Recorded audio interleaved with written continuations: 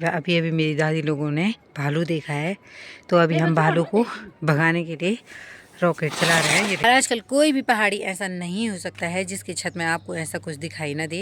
मैं लिपाई कर रही थी और उसने बोला था कि मैं गर्म पानी से लिपाई कर रही हूँ, तो बहुत सारे कमेंट आए थे साक्षी में। और किचन की लिपाई बहुत ही अच्छे तरीके से कर दी है, मतलब जितना मुझसे पॉसिबल हो सकता था। मेरी माँ तो हमारा कॉम्पिटिशन ना दादी लोगों से भी करती है। जैसे मेरी कई बार ऐसे अचानक भालू वगैरह दिख जाते हैं, पर घर के इतने नज़दीक आना बहुत ही डर का माहौल है चारों ओर से। और आजकल ना मेरी छोटी बहन भी नहीं है घर में, तो थोड़ा सा सुनसान भी लग रहा है, क्योंकि वो होती है ना तो फिर हम दोनों लड़ाई कर लेते हैं आपस में। एक कुरकुरे का पैकेट तो सब चीज़ों का इलाज है भाई, ये कुरकुरे का पैकेट।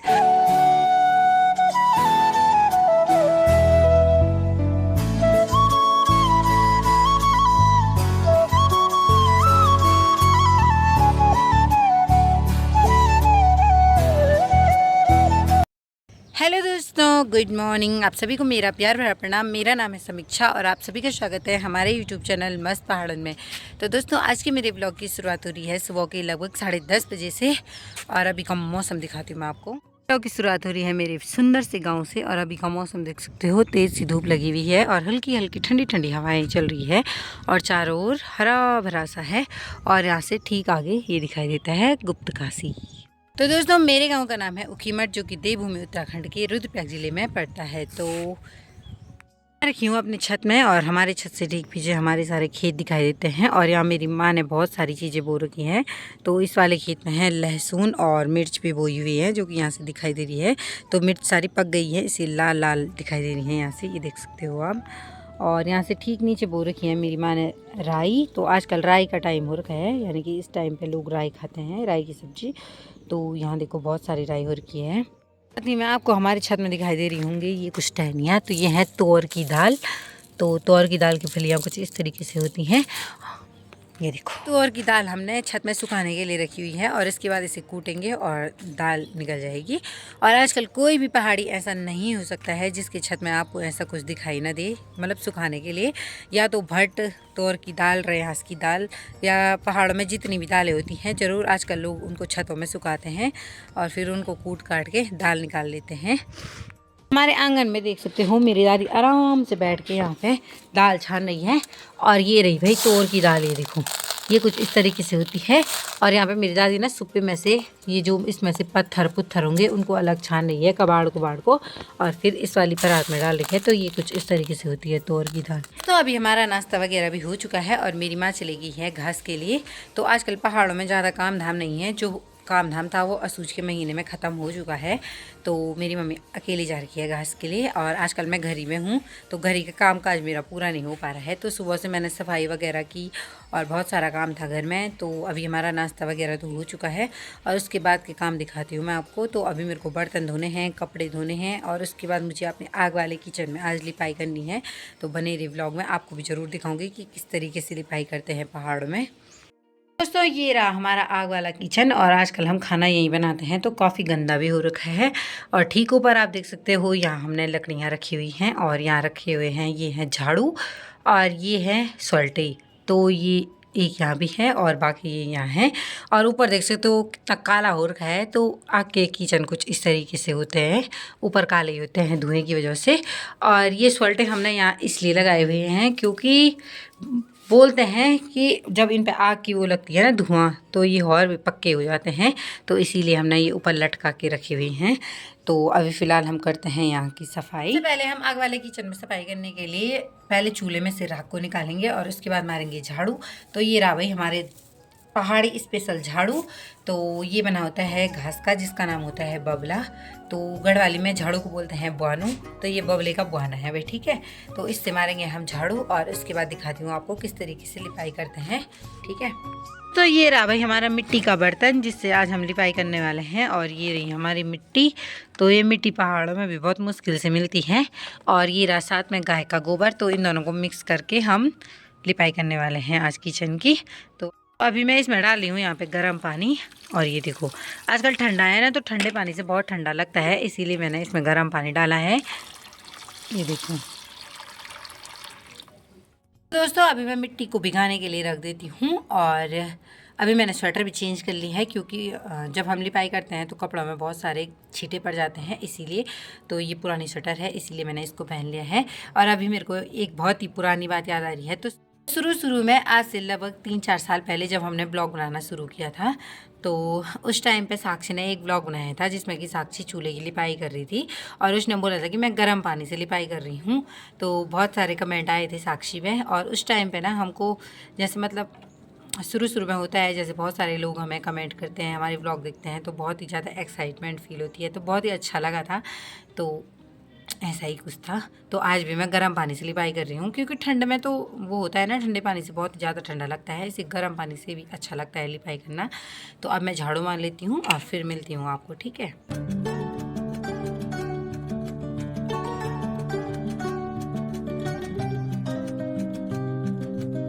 दोस्तों यहाँ पे मिट्टी भी अच्छी तरीके से भीग चुकी है और सबसे पहले हम करेंगे चूल्हे की लिपाई। तो सबसे पहले हम इसके जो टूटे हुए हिस्से हैं उनको सही करेंगे और फिर करेंगे लिपाई।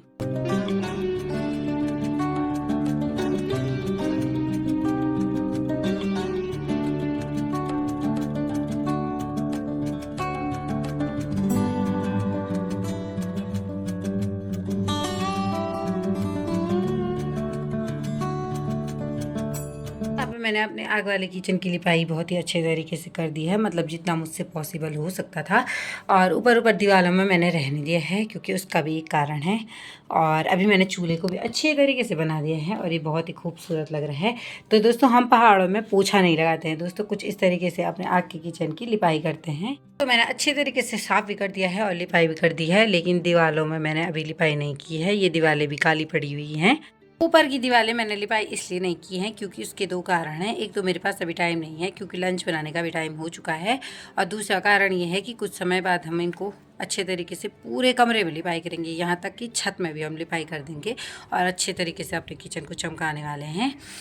अभी बेगन पे 5 बजने की काय मगा पशाई काय उठाए दे काय उठे उठे बड़ा मजा ने यो छे सोचे। और अब सारी तैयारी होनी रूम को पड़ दी अजल कुछ नहीं समय होणु बस और दगड़ियों क्या बनता वो तू कक जानी मी घास न गाणु जरा पनौनी था तुम्ही तो बनी आप भी तो अंधेरा में जानी घास रहा तो मैं तो बहुत कुछ कह रही तू और कोटी बिन चाय बनाए बिन गोर गाड़ी बिन के काम करी बिन तू शहर है तू क्या पता तू क्या काम क्या नहीं कर चल ठीक जाता। Bye bye. मैं जानता तू करती जा निकाल मैं कौन जानता सट कर हमसे धान अभी वो कर हमसे धान निकाल तेरे बड़ मिसाली। तो दोस्तों यहाँ पे मेरी मम्मी का हमेशा का कहना यही है कि मैं जाती हूँ फिर तुम सारे काम कर लेते हो और मैं घर में रहती हूँ तो तुम काम नहीं करते हो। तो दोस्तों अभी शाम के लगभग 4:30 बज गए हैं और दिन में लंच करने के बाद मैंने किया थोड़ा सा आराम। और मेरी माँ का कहना आप सुन सकते हो। तो मेरी मम्मी का हमेशा का कहना यही होता है कि जब भी मैं इधर उधर जाती हूँ तुम घर के सारे काम बहुत ही अच्छे तरीके से और जल्दी कर लेते हो, लेकिन जब भी मैं घर में रहती हूँ तो तुम कोई भी काम ढंग से नहीं करते हो और जल्दी नहीं करते हो। और सच में दोस्तों ऐसा होता है कि जब भी माँ घर में रहती है हमारा काम करने का मन ही नहीं करता है। किसी काम के लिए मेरी माँ जब 4 या 5 बार बोलेगी ना कि ऐसा काम करो, ये करो, वो करो, तो तब जाके हम करते हैं। जैसे अभी उठने के लिए मेरी मम्मी ने लगभग 4 बार मुझे चिल्लाया, तो तब जाके मैं उठी हूँ। और जैसे मेरी माँ घर में होती है तो हमारा कुछ भी काम करने का मन नहीं करता है। और चाहे ना हम कितने भी काम कर लें, मेरी माँ को लगता है कि हमेशा मेरी माँ के बच्चे कम काम कर रहे हैं और दूसरों के बच्चे हमेशा ज़्यादा काम कर रहे हैं।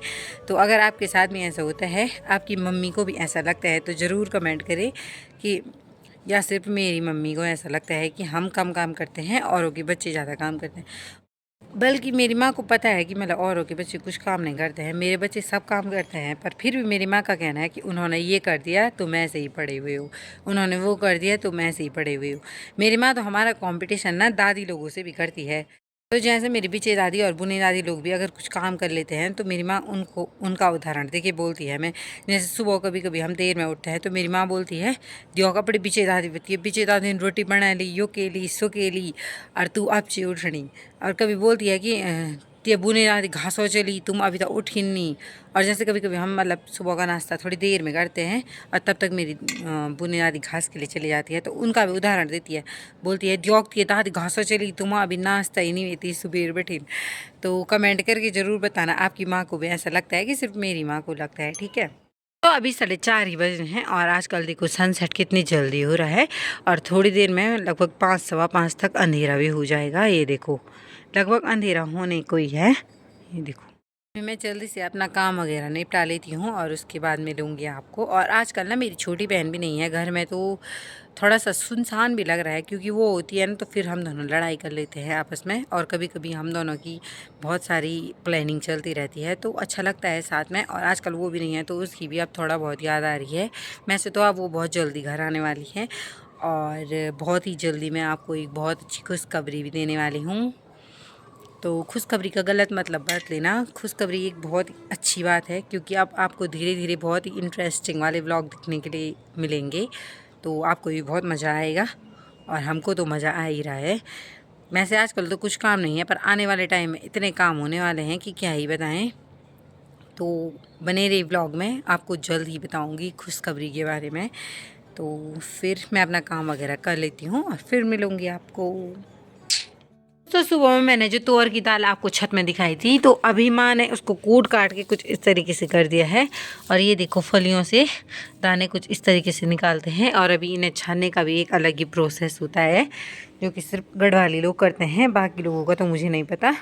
दोस्तों अभी मैंने बर्तन वगैरह भी धो लिए हैं और अभी मैं जा रही हूँ अपनी चाची लोगों के यहाँ और साथ में मैं ये डब्बा भी ले जा रही हूँ गौशाला तक क्योंकि मेरी मम्मी घास के लिए जा रखी है। तो जब तक गौशाला में आएगी तो डब्बा वहाँ पे रख दूँगी तो जल्दी से दूध निकाल के फिर घर आ जाएगी। तो अभी चलती हूँ मैं गौशाला में।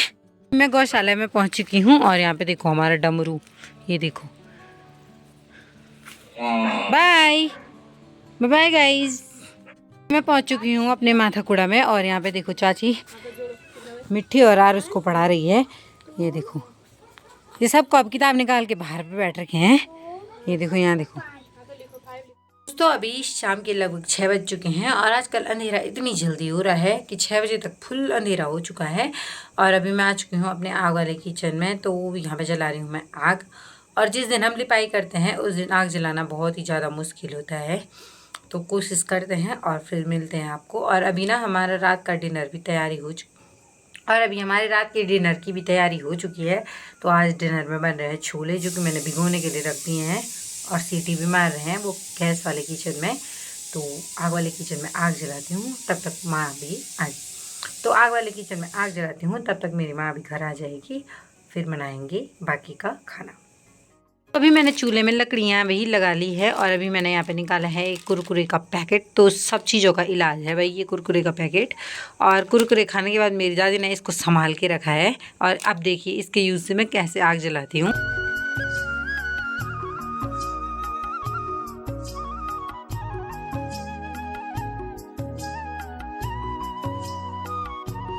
दोस्तों यहाँ पे काफ़ी कम मेहनत करने पर ही चूल्हे में आग जल चुकी है। तो आजकल का सबसे आसान तरीका है प्लास्टिक। तो कुछ इस तरीके से मैंने यहाँ पे चूल्हे में आसानी से आग जला दी है। तो जब हम छोटे छोटे थे ना उस टाइम आग जलाने के लिए मिट्टी का तेल आता था, लेकिन अब वो आना बंद हो चुका है, तो शायद बंद हो गया होगा, तो इसीलिए हम प्लास्टिक का यूज़ कर रहे हैं और प्लास्टिक से भी बहुत अच्छे से आग जल जाती है। तो जब भी हम कुरकुरे वगैरह खाते हैं तो उसके पैकेट इधर उधर फेंकते हैं तो मेरी दादी ना उनको संभाल के रखती है आग जलाने के लिए और वही बाद में हमारे काम आता है। तो इसीलिए अभी मैंने आग जला दी है और अब करते हैं अपनी माँ का इंतज़ार। और अभी ना इतने बड़े घर में सिर्फ मैं ही हूँ क्योंकि मेरी माँ जा रखी है दादी के साथ गौशाला और पापा अभी तक घर नहीं आए हैं और ना मेरा भाई भी मार्केट जा रखा है। तो इतने बड़े घर में अभी अकेले मैं हूँ। और आजकल हमारे यहाँ ना भालू भी लगा हुआ है क्योंकि हमारा घर जंगल के बीचों बीच है, तो थोड़ा डर भी लग रहा है। बाकी इतना सुनसान सा माहौल हो रखा है बाहर की क्या ही बताएं। और अगर लाइट नहीं होती ना तो मेरे डर के मारे हालत ख़राब हो जाते। तो थोड़ी देर अभी उनका वेट करते हैं और फिर मिलते हैं आपको, ठीक है।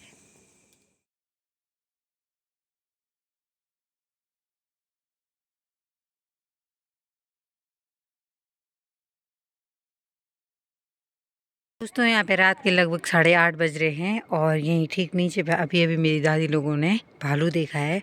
तो अभी हम भालू को भगाने के लिए रॉकेट चला रहे हैं। ये देखो कुछ इस तरीके से, ये देखो ना दिखो रहे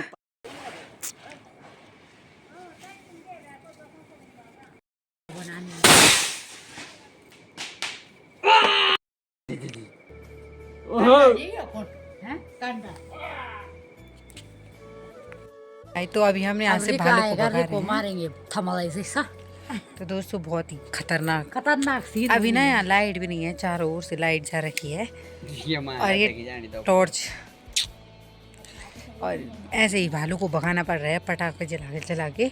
और यहाँ घर के आगे पे तगा रहा है भालू।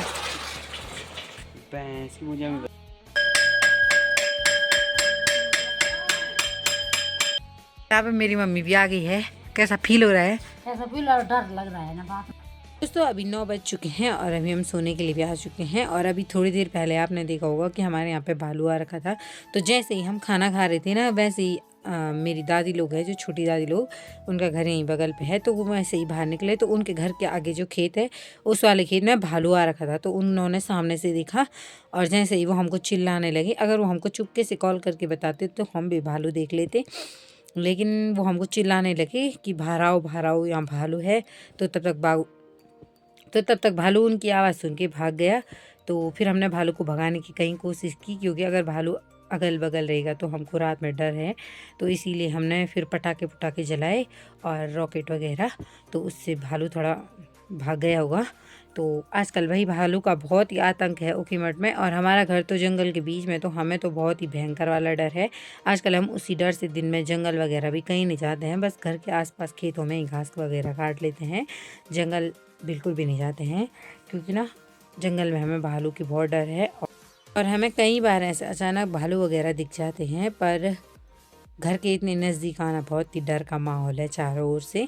और वैसे ही आजकल बहुत सारी घटनाएं सुनाई दे रही हैं भालू से, बाघ से रिलेटेड, तो इसीलिए बहुत डर है। इसीलिए हमको बहुत सावधान रहना पड़ रहा है। तो दोस्तों आप भी एकदम सावधान बने रहिए। और पहाड़ों में इसी तरीके से बहुत सारी समस्याएं हैं, तो हम भी सावधान रहें और आप भी सावधान रहिए, सतर्क रहे। तो इसी के साथ करते हैं आज की व्लॉग को समाप्त। मिलते हैं आपको एक नेक्स्ट व्लॉग के साथ, तब तक के लिए जय देवभूमि उत्तराखंड। बाय बाय दोस्तों।